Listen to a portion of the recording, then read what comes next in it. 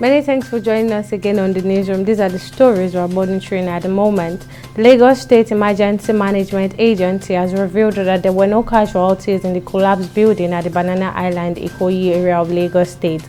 According to a situation report on the agency's Facebook page on Wednesday, the building collapsed as a result of a truck that ran into the building, leaving no fewer than 7 persons rescued from the rubble.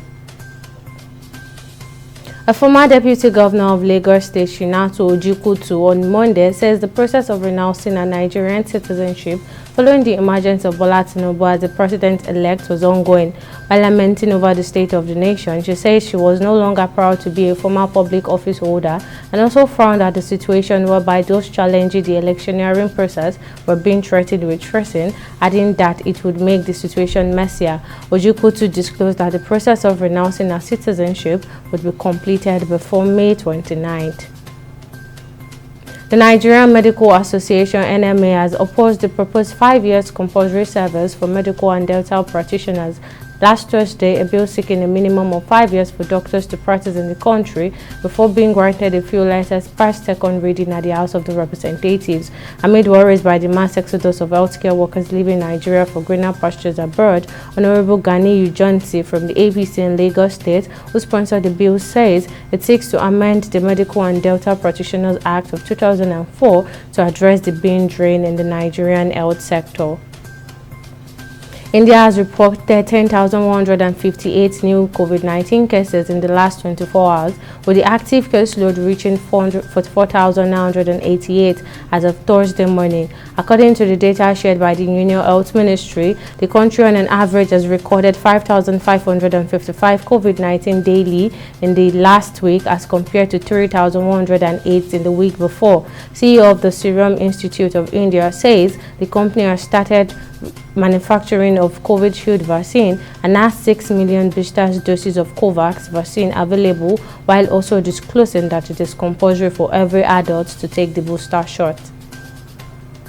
And in business, in a court hearing on Wednesday, lawyers from the Sullivan and Colwyn says the bankrupt cryptocurrency exchange FTX is considering reopening at some point in the future.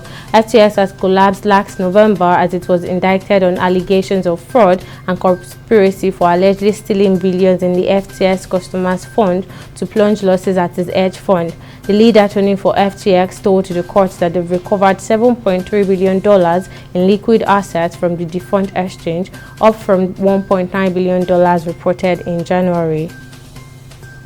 The Sudanese army says a parliamentary group headed by General Mohammed Hamdan Dagalo has mobilized its forces in the capital and other cities, which is seen as a move that raises the prospect of confrontation with the armed forces.